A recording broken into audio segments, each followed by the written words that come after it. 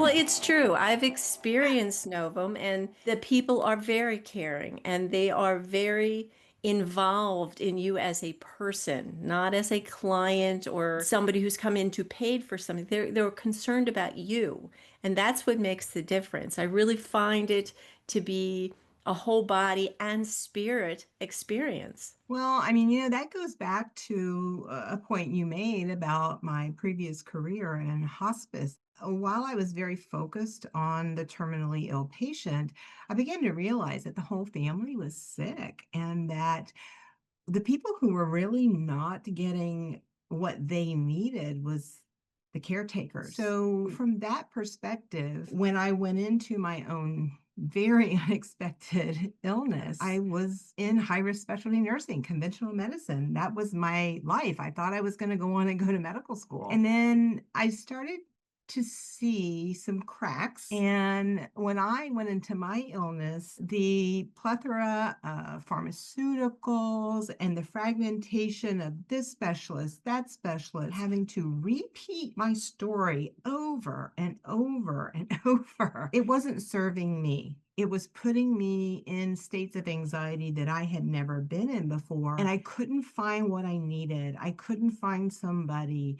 to just look at me and not my disease. So I spent a lot of time working through that process and realizing no one was coming to save me, that I was going to have to, because back then there just wasn't, there was therapy, but again, it was done very conventional. And I didn't know about the quiet little worlds over here that was already on the cutting edge of what we're now bringing forward and talking openly about. I so agree with you, Karen. I mean, the one thing you said that struck me as truth for many people who have gone through similar situations. So I myself went through a series of illnesses that brought me away from conventional medicine into more holistic treatment, is that you have to repeat your story over and over again for every specialist. And that almost is like reliving trauma. It just feels like you have to relive all those things that happened to get to this point where this person is supposed to help you, and yet it just feels you're stagnant. They only see you as a portion of a person, whatever their specialty is,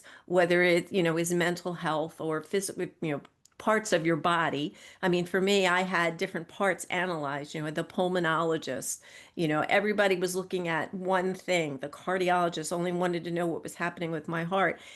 And it makes you feel less than human. It does, and I've heard this like over and over. This is such a common thread that runs through illness, and 80% of the key to healing runs through your emotions and your nervous system, and the healing happens here between your ears. We talk about toxins, everybody knows about that now. Everybody's doing some kind of detox, and we know about bioaccumulation and how that affects the systemic health.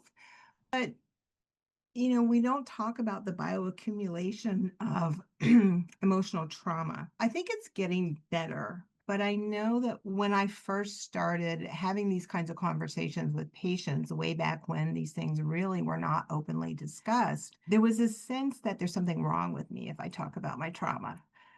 I don't want to be stigmatized. I don't want anybody to think less of me, whatever it is. And I was probably a little, no, maybe I was a lot in that boat too when it all first started. But the universe has a way, I say, saying, hold my beer, and you get a two by four upside the head when you don't listen, which is exactly what happened to me. But I think that sometimes, especially men, and people who have learned to cope in a really guarded way, we tend to minimize certain things. And while I'm not one to go, oh, every little thing is an excuse for my adult behavior, you carry those micro traumas. No, they don't stop you from functioning, but they're like toxins. As they bioaccumulate and build, and as the stressors of this real world continue to impact us more and more, as we're taught that if we take time for ourselves, maybe we're lazy, maybe we're not doing enough. We constantly need to be planning and making arrangements and doing. And I think all of those things create this sort of perfect storm as we age. And of course, that's going to get into talking about how we lose neuroplasticity in the brain. It's all of those things. It's not just one fragmented thing. And I think that is where conventional medicine is needed.